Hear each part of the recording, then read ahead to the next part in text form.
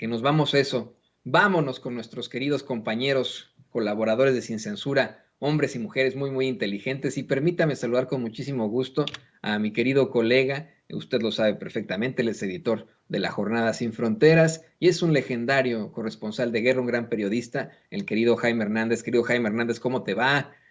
¿Por dónde andas? Pues querido Toño, yo estoy aquí, firmes ya aquí en casa, en la oficina, listo para lo que tú me digas. Ayer andaba yo de mí mismo, de carácter itinerante, pero yo estoy aquí. No, a mí me gusta la verdad andar siempre de carácter itinerante, me gustan más esas entrevistas, si me lo preguntas. Cada vez que estamos en el del tingo al tango, pues es más interesante, en mi opinión. Pero bueno, ¿qué te parece que vamos de lleno a la información? Hay algo que me llama mucho la atención y he sido un poco criticado por lo que he planteado, querido Jaime.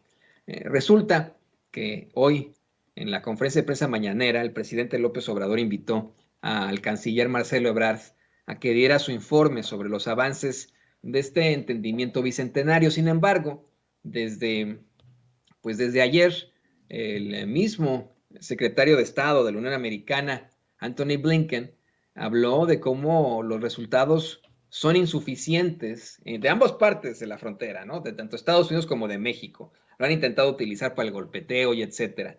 Pero habla de resultados insuficientes en materia de seguridad ante este entendimiento bicentenario y reconoce que Estados Unidos tiene que hacer más en cuanto al control de las armas. Mientras tanto, aquí, allá en México, el secretario de Relaciones Exteriores, ya regresando de este viaje a Washington, D.C., da a conocer una serie de avances de este entendimiento bicentenario, cuando considero, lo digo con mucho respeto y con mucha responsabilidad, que pues todavía falta mucho al enfrentar al crimen, a la inseguridad y la violencia en México. ¿Tú qué opinas sobre esto, querido Jaime?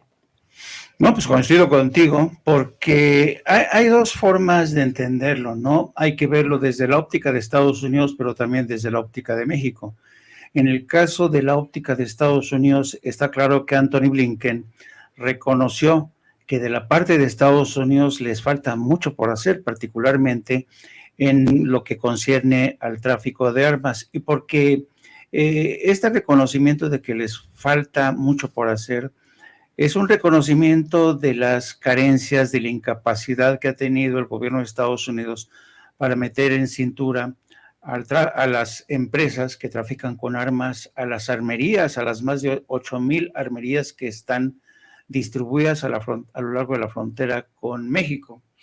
Y además es un reconocimiento que no es suficiente con frenar el contrabando, no. Lo que es más importante es la propia legislación. El Congreso de Estados Unidos no ha sido capaz de enfrentar a la poderosa industria de las armas para poner mayores controles, no solamente al mercado que se manifiesta a través de 8,000 armerías, sino el mercado negro, que es literalmente es un agujero negro. Nadie sabe en realidad cuántas armas surgen del mercado negro de Estados Unidos. Hay mucho tráfico de armas entre estados, nadie sabe de dónde surgen esas armas, no hay un control, pero no cabe duda que la dimensión de ese mercado negro en Estados Unidos es realmente preocupante. Del lado mexicano, yo tengo la impresión de que, aunque no lo dijo Marcelo Ebrard, fue evidente, yo no sé si te percataste tú, Antonio, que en un momento dado hubo dos temas que, según Ebrard, les interesaron más a la delegación de Estados Unidos. El primero, el tema de los desaparecidos, que según Ebrard, Estados Unidos no tenía una idea muy precisa del volumen de desaparecidos. Pensaban que la cifra de desaparecidos habían sido sobre todo en este gobierno, pero no. Tuvieron que aclararles que la cifra brutal de desaparecidos se produce fundamentalmente desde la presidencia de Felipe Calderón. Esto es algo que le ha convenido mucho a la oposición, porque siempre cuando hablan de los desaparecidos se lo atribuyen al gobierno de Andrés Manuel López Obrador, cuando todos sabemos que el problema arrancó y la parte más gorda de esos crímenes y desapariciones se produjeron durante la presidencia de Felipe Calderón y Enrique Peña Nieto. Entonces, qué bueno que lo aclaró la parte mexicana y qué bueno que le aportaron una información más precisa a Estados Unidos para que así la gente que se la pasa cabildeando al otro lado de la frontera entre el Congreso y el Departamento de Estado, pues ya no tengan más margen para seguirle echando mierda literalmente al gobierno de Andrés Manuel López Obrador. Uno de los puntos que a mí en lo personal me llamó la atención fue cuando Marcelo Ebrard hace mención a que una de las cosas que más les llamó la atención a la delegación de Estados Unidos fue el mapa que presentó la delegación mexicana con las armerías que se concentran a lo largo de la frontera, pero que específicamente en el área de Arizona y Texas es donde hay más tráfico de armas, y esto es en virtud de una legislación estatal que es más laxa. En el caso de Arizona y Texas, por ejemplo, para que se den una idea, las legislaciones de California es más restrictiva en cuanto a la distancia, por ejemplo. Es un decir, por ejemplo, las armerías de California tienen que tener mayor cuidado a que las armas que venden no pasen más allá de 100 kilómetros del lado mexicano. Y en el caso de Arizona y Texas, eso les importa muy poco. Por eso hay tantos hombres de paja que compran del lado de Estados Unidos y se pasan en el contrabando hormiga a través de Arizona y Texas. Entonces, cuando Marcelo Ebrard dice que se mostraron sorprendidos y que incluso le pidieron el mapa, que les compartieran el mapa a los mexicanos, esto te demuestra, primero, ¿tú crees que Estados Unidos no va a saber el cúmulo de armas que pasan desde la frontera? Claro que lo saben, claro que lo saben. Lo que pasa es que no se han puesto a ello, no han trabajado, no han desarrollado ni siquiera un mapa. ¿Por qué? Porque ellos saben que por el momento, aunque tengan mapa, no pueden hacer nada. ¿Por qué? Por la legislación que está vigente. Entonces, esto de que estaban muy interesados y les compartimos el mapa, dices, por Dios, ¿no? Y esto te demuestra la falta de voluntad de parte de Estados Unidos para realmente apretar por ahí, que es la parte que más preocupa a México. Sí que les preocupa más a Estados Unidos el tema del fentanilo, que se ha convertido en el nuevo coco para Estados Unidos, porque dicen que hay más muertes por culpa del fentanilo. Esto es cierto, y por eso el gobierno de México ha tomado la decisión de asumir el control de los puertos fronterizos y de las aduanas, particularmente los puertos de Manzanillo, de toda esta área por donde llegan muchos precursores que vienen desde China. Pero yo siempre he dicho que Estados Unidos realmente, aunque dice que hace su parte de trabajo, y aunque hoy mismo o ayer el secretario de Estado Anthony Blinken dijo que las relaciones con México, la colaboración con México para combatir el crimen organizado y las drogas y las armas es más amplia y más profunda, a pesar de ello, yo creo que Estados Unidos tampoco ha hecho lo suficiente para meter en cintura, por ejemplo, a la industria farmacéutica, porque tú sabes que el problema de las drogas en Estados Unidos, tú lo sabes muy bien, Toño, comienza en el botiquín de las casas. Es decir, el abuso de opiáceos en Estados Unidos está comprobado.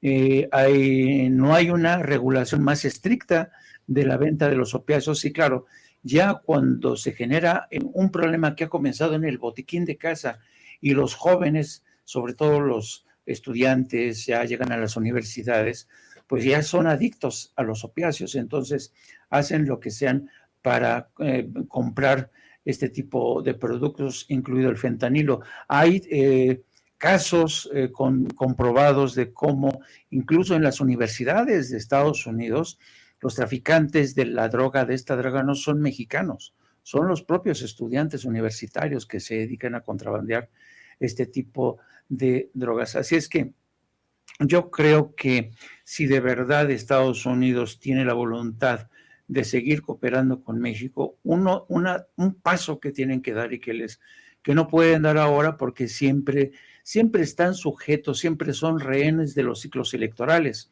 Entonces, tenemos las elecciones de medio término y tenemos las próximas elecciones presidenciales para el 2024 y siempre están y nunca se quieren meter con la industria de las armas en pleno ciclo electoral. Y fíjate, Entonces, perdón dime. que te interrumpí, es que acabas de mencionar una situación verdaderamente difícil y terrible para Estados Unidos, tanto en cuanto a la industria armamentista como a la industria farmacéutica. Y le diste en el clavo. Son dos industrias que tienen mucho dinero y muchos lobistas, muchos cabilderos en Washington que de ninguna forma permiten que pues llegue de alguna u otra forma la justicia y que este país, Estados Unidos y México, sigan pues enfermándose de situaciones violentas y terribles como las adicciones. Yo estoy convencido en que debería haber una especie de movilización desde nosotros como pueblo frente a estas empresas, porque bueno, tienen todo el poder acá en los Estados Unidos. Me pongo a pensar en el caso de la industria farmacéutica, cómo es que los casos son muchísimos, ¿no? Aquí en Kansas City, tal vez saxofonista, jazzista más notable, más importante, uno de los miembros, los personajes más notables de Kansas City, Charlie Parker, murió después de enfrentarse a un alcoholismo terrible y a una adicción a los opiáceos, precisamente porque en su juventud sufrió un accidente y tan fácil como que le recetaron opiáceos y de ahí se siguió, ¿no? Esa es la realidad. Y lo peor de todo es cómo lo mencionas tú, Jaime, cómo es que el mismo sistema es corrupto y está verdaderamente fragmentado. Hay muchos estados en los que no se necesita hacer este llamado background check, ¿no? Que le revisen a la gente sus antecedentes antes de que puedan adquirir un arma. Texas, por ejemplo, ¿no? En el que cualquiera verdaderamente puede conseguir un arma. Pero en los que sí hay algún tipo de pues, situación, algún tipo de trámite para que uno pueda obtener un arma, hay también otra figura, las expos de armas, que es algo terrible, y que llegan pues cada 2 meses a cada estado, y a las que asisten miles, si no es que cientos de miles de personas. Expos de armas que tienen una previsión contenida en la ley, en la que como es una expo y tienen que hacer las ventas, los comerciantes no tienen que pedir ese background check. Entonces puede llegar cualquier criminal mexicano y decir, oiga, a ver, voy a necesitar 500 rifles de asalto, 1000 pistolas y muchísimo parque, ¿no? Y pues obviamente este cuate saca la calculadora y le da todo lo que quiera, ¿no? Eso es absolutamente terrible, es preocupante que siga pues vamos, el sistema fragmentado desde acá y que dependamos de los lobistas, de esas empresas que, pues bueno, no quieren nada bueno para la gente, sino seguirse embruteciendo con tanto dinero. Esa es la realidad. Pero creo que es un tema verdaderamente amplio, terrible, triste, muy difícil de plantear. Creo que tiene el gobierno mexicano en estos momentos una posibilidad de actuar junto con el gobierno de Estados Unidos en el tema judicial. Si ellos continúan llevando este caso y en algún momento llegan a la Suprema Corte de Justicia, la gente tendrá que exigirle a esos ministros de la Suprema Corte de Justicia acá en los Estados Unidos, a esos jueces, a que son jueces, que determinen de alguna forma, aunque, querido Jaime, dudo mucho que fallen en contra de las industrias armamentistas acá en Estados Unidos, porque la mayoría de los jueces acá de la Suprema Corte ya fueron pues designados por Donald Trump y son ultraconservadores. No sé si quieras comentar algo al respecto de esto. Así es, así es. Yo creo que se tendría que revisar precisamente, es que sin legislación, Antonio, sin legislación, si cambia legislación, ningún juez va a poder ir más allá de lo que dicta la Constitución. Y en el caso también de las armerías de Estados Unidos, por ejemplo, en los casos de Arizona, Texas y Nuevo México, es mucho más fácil el acceso a las armas y el tráfico ilegal. Por ejemplo, la violencia, fíjate, para que veas lo interesante de este caso. En el caso de las poblaciones fronterizas mexicanas que colindan con Arizona y Texas, son mucho más violentas que las poblaciones que están, que hacen frontera con California. ¿Y por qué? Porque precisamente Arizona, Nuevo México y Texas son las más laxas, ¿no? Entonces, esto está demostrado. Hay estudios en cómo el impacto de estas armerías que hay a lo largo de la frontera se siente más en Texas, las que colindan con Texas, Arizona, y por eso el canciller mexicano ha insistido en esta acción judicial, la segunda que se presenta por el caso, por el caso de Arizona. Pero yo dudo, insisto, son como, ¿sabes? Son como estos intentos que yo no les veo mucho futuro. ¿Por qué? Porque una vez que llegan ante un jurado o ante el juez, dicen, sí, pues yo estoy consciente de que ustedes tienen un problema, ustedes tienen muchísimos muertos del lado de su frontera, dice, pero yo no puedo hacer nada, porque la legislación federal, incluso también la legislación estatal, me ata de manos, así es que no puedo hacer nada. Entonces, y dicho esto, a mí me pareció, querido Toño, que la presentación de lo logrado ayer en la reunión de alta seguridad de México-Estados Unidos fue para Marcelo Ebrard una especie de presentar un regalo, ¿no? Un regalo, decir a la gente, miren señores, mire presidente, qué buenos somos los mexicanos con este equipo, impresionamos a los gringos con el mapa, ¿no? Impresionamos al grupo encabezado por el secretario Blinken con el número de desaparecidos, es decir, se le infló demasiado la presentación, ¿no? Y yo lo entendí como una forma de Marcelo de decir, ven, porque yo sí soy presidenciable, porque esto se pudo haber resuelto con un boletín o una conferencia de prensa como la hubo en Washington, donde sí que se le cuestionó, ¿eh? En la conferencia de prensa en Washington, que hubo en Washington, hubo cuestionamientos duros al canciller mexicano y al secretario de Estado Blinken, porque precisamente son puras palabras. Se les dijo, señores, ustedes han venido aquí a decirnos que ha habido muchos logros, pero el caso es que en el tema de las armas no ha habido solución absoluta. Hubo realmente en la conferencia de prensa, donde se vieron periodistas mexicanos, una confrontación con Marcelo Ebrard y el secretario de Estado Blinken, y lo tuvo mucho más fácil ahora en esta mañanera el secretario Marcelo Ebrard al decir somos los mejores, vean cómo sí soy el mejor para la presidencia.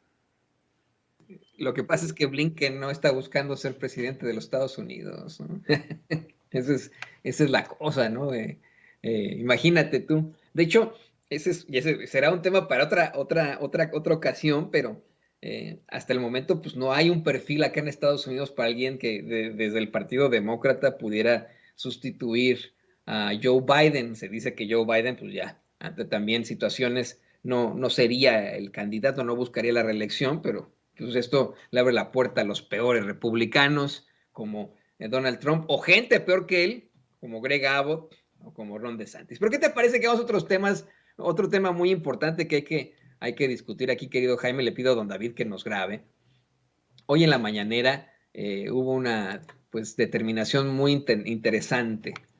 Nuestra compañera, colega de Contralínea, Nancy Flores, le planteó al presidente López Obrador pues de un centro clandestino que identificaron ahí en Contralínea, un centro de espionaje que se ubica en una torre de estas que existen ahí en el muy exclusivo barrio de Santa Fe, y en el que supuestamente encontraron decenas de grabaciones ilegales sobre funcionarios del actual gobierno e incluso grabaciones de conversaciones privadas del mismo presidente López Obrador, ¿no? Dijo que podría haber existido una venta no solo a empresarios, sino a políticos y a miembros del crimen organizado, ¿no? El presidente de ahí, bueno, pues se soltó a decir que en efecto hay una investigación, que él no quiere especular, que van a esperar a lo que diga la Fiscalía General de la República, pero con esto dio una serie de datos y de anécdotas que yo insisto, ¿no? Lo acercan cada vez más al pueblo, ¿no? De cómo fue él espiado, sus hijos, habla de cómo su hijo Gonzalo López Beltrán se enfrentó de la forma más terrible, ¿no? A un acoso de un sujeto que lo seguía cuando era niño en la primaria, y lo seguía incluso hasta las maquinitas y le inventaba cosas sobre su mamá y sobre él, ¿no? Pero bueno, hay que ser muy, muy claros. ¿Tú qué nos puedes decir sobre este supuesto centro clandestino de espionaje en uno de los barrios más fifís de la Ciudad de México? Mira, no es algo, no es nada nuevo, querido Toño. Yo creo que desde hace mucho tiempo se sabe, porque mira, una de las principales fuentes para el suministro de estos softwares de espionaje como Pegasus, tú sabes que muchos de los exagentes del Mossad, una vez que renuncian o se les da de baja porque ya cumplieron su ciclo, pues ellos mismos pues tienen colegas, ¿no? Que tienen colegas que tienen acceso a este tipo de programas. Y este tipo de agentes ofrecen sus servicios por todo el mundo. Aquí en México, en Estados Unidos. Yo no sé si tú te acuerdas, por ejemplo, del caso de este productor de cine Harvey Weinstein, al que se acusó. Inició, de hecho, el escándalo contra Harvey Weinstein inició el escándalo de Me Too, y cómo mucha gente empezó a denunciar a Harvey Weinstein y cómo Harvey Weinstein se hacía uso de exagentes del Mossad para vigilar a todas estas mujeres a las que había abusado para evitar que justamente iniciaran acciones legales en su contra. Las vigilaban las 24 horas del día. Entonces, muchos exoperativos del Mossad utilizan este tipo de software. Mira, cuando yo era corresponsal en Bélgica, en Bruselas, yo no sé si te acuerdas, hubo un caso muy sonado contra el exsecretario de Defensa de Estados Unidos el exsecretario de Defensa de Israel, que fue el que dio la orden de asesinar a cientos de refugiados palestinos en los campos de Sabra y Shatila. Bélgica fue el único país que decidió iniciar una causa contra Michel Aoun, el exsecretario de Defensa israelí. Bueno, yo estuve detrás de ese caso y era realmente alucinante, Toño, cómo cada vez que yo me movía para ir al juicio, para ir a ver a los abogados, te seguían o exagentes del Mossad, te tenían localizado, te amenazaban. Entonces, desde siempre ha existido. Muchos de los testigos claves en el caso de Michel Aoun, que se habían huido a países como Brasil, fueron eliminados, fueron ejecutados para que ya la causa contra Michel Aoun se cayera. Entonces, eso te da una idea de lo poderoso que es estas redes de espionaje, que no son parte del gobierno, pero que encabezan. Está el caso muy famoso también el caso Vallarta, como un operativo a que se le atribuyen vínculos con el Mossad, espiaba y se le atribuye en buena medida parte de lo que le ha ocurrido, las desgracias que ha sufrido Israel Vallarta, ¿no? Entonces, y aquí en México se sabe, imagínate, durante la época sobre todo de Felipe Calderón, se creó una mafia impresionante en el aparato de seguridad, como Genaro García Luna y como Tomás Herón también tenían contacto con este tipo de personajes oscuros que se dedicaban a espiar a adversarios, facilitaban la captura de periodistas, amenazaban a periodistas, amenazaban a quien dijera Felipe Calderón. Así es que esta noticia de que hay una empresa que se dedica al espionaje y que se encontraron entre estas grabaciones contra el presidente de México, de verdad es que, y por eso desde que surgieron este hackeo famoso de Guacamaya, llamó mucho la atención y me llama mucho la atención justo el momento en que estos de Guacamaya pudieron penetrar al sistema de información, a la base de datos del ejército, cuando el ejército mexicano estaba cambiando de sistema, porque yo sospecho que el ejército mexicano ya sabía, ¿no?, que era susceptible de ser espiado, de ser hackeado. Entonces, ellos saben bien, el ejército mexicano saben que hay varios operadores no oficiales, no gubernamentales, que utilicen este tipo de software. Así es que, y lo que hemos visto, yo me atrevo a decir, querido Toño, lo que hemos visto hasta ahora es solo el inicio, es solo un atisbo de lo que vamos a ver de cara a las elecciones en el Estado de México, donde va a ser una campaña brutal, brutal, vas a ver, y también de cara al 2024, porque gente como Claudia X González, empresarios que tienen los recursos, van a hacer todo lo posible para claudicar en el Estado de México y van a hacer también todo lo posible para impedir la victoria de Morena en el 2024, cosa que yo veo tremendamente complicada. Pero, como decía Nancy Flores, de lo que se trata ya no es tanto de conseguir la inminente victoria de un candidato de Morena en el 24, sino tratar de romper el poder, la fuerza de Morena en el Congreso mexicano, metiéndole ahí, manteniendo ahí a gente que puede hacerle la vida imposible al futuro gobierno de quien sea. Puede ser Claudia Sheinbaum, puede ser Marcelo Ebrard, o puede ser el secretario de Gobernación, Adán Augusto López Hernández. Pues exactamente, ¿no? Eso es lo que ha quedado muy, muy claro, las nuevas ramificaciones de este espionaje. Es muy fuerte lo que nos comentas de el actuar, que es sabido, tú lo has dicho, el actual de exagentes de otros servicios de inteligencia.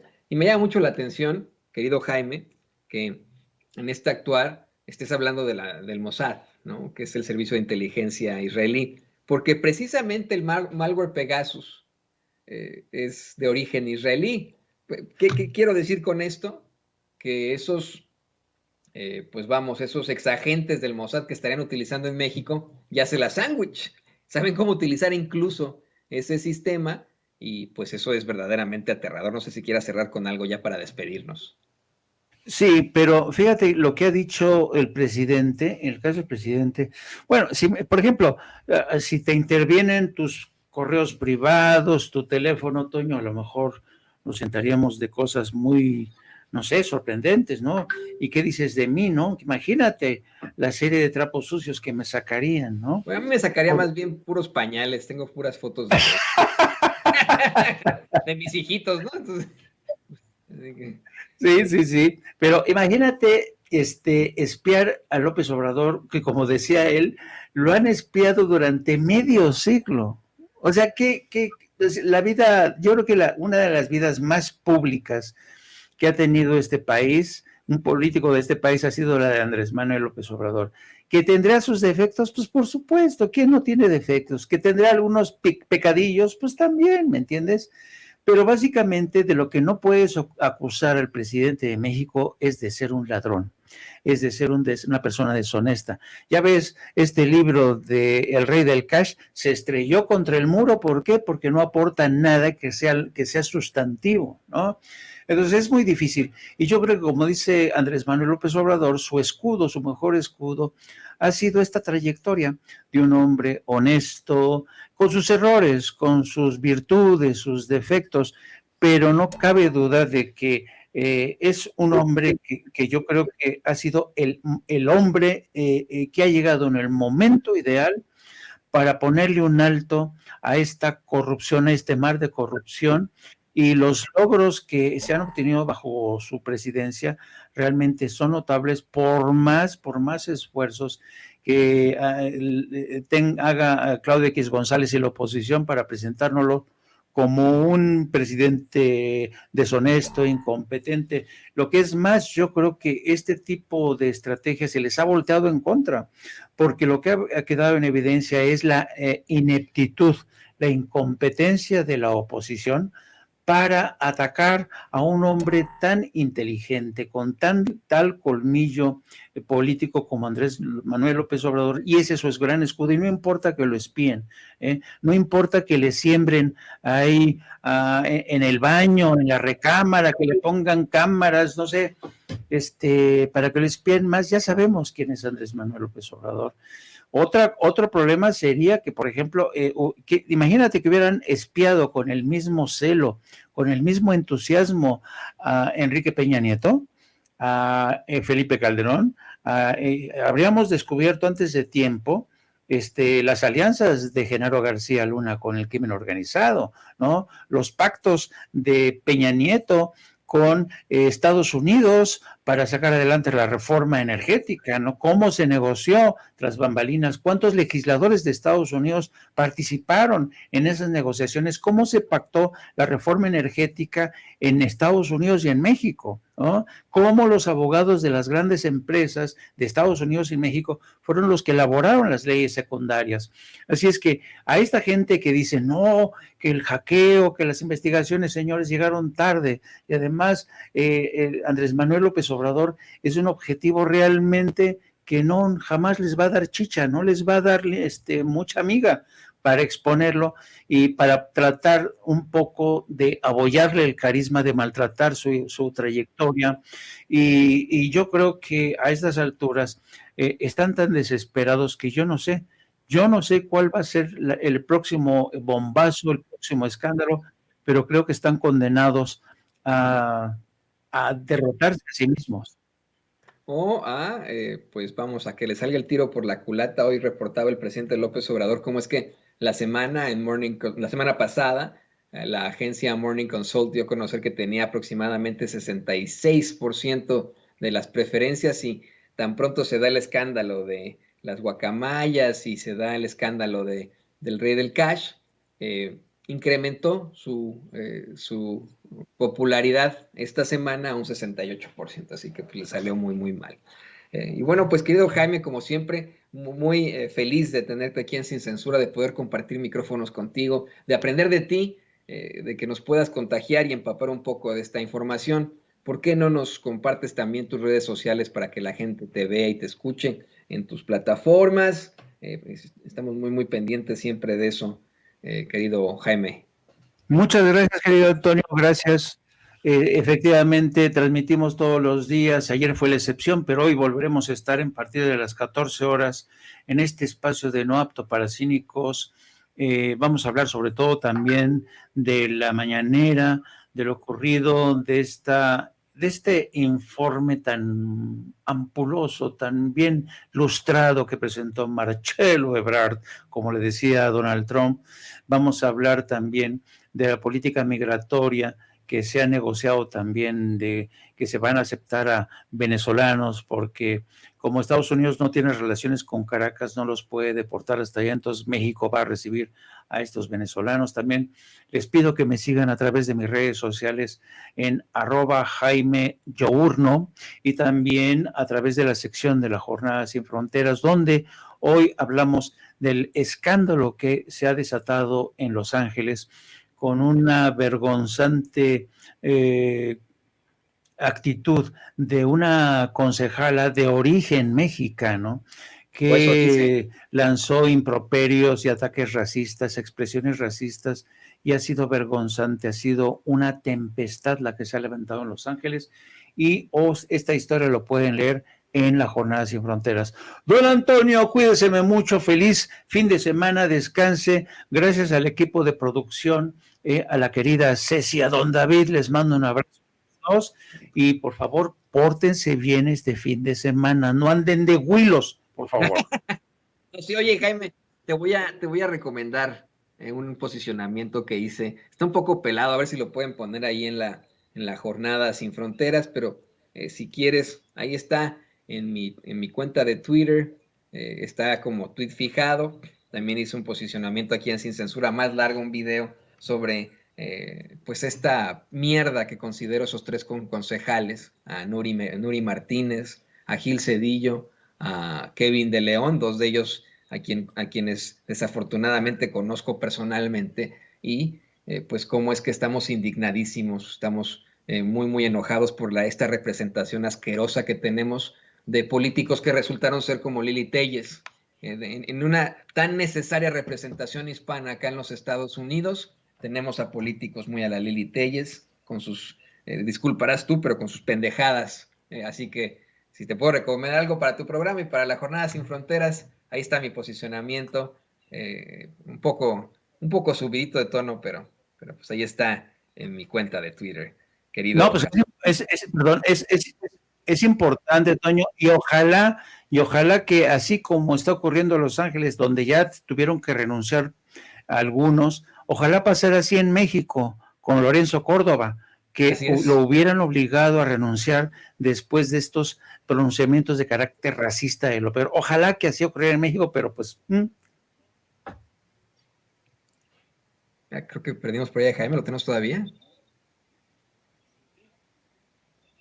Ahí se fue, ahí lo tenemos, sí. Y no, totalmente, querido Jaime, al menos aquí en Estados Unidos sí podemos exigir renuncias y aquí sí ocurren. Aquí sí, si alguien hace un montaje, no lo encumbran como a Loretito y le permiten hacer más montajes, se acaba su carrera. Nuri Martínez acaba de renunciar hace un par de días a su puesto como concejal ahí en Los Ángeles. Esperemos que lo mismo haga Kevin de León, lo mismo haga Gilbert Cedillo.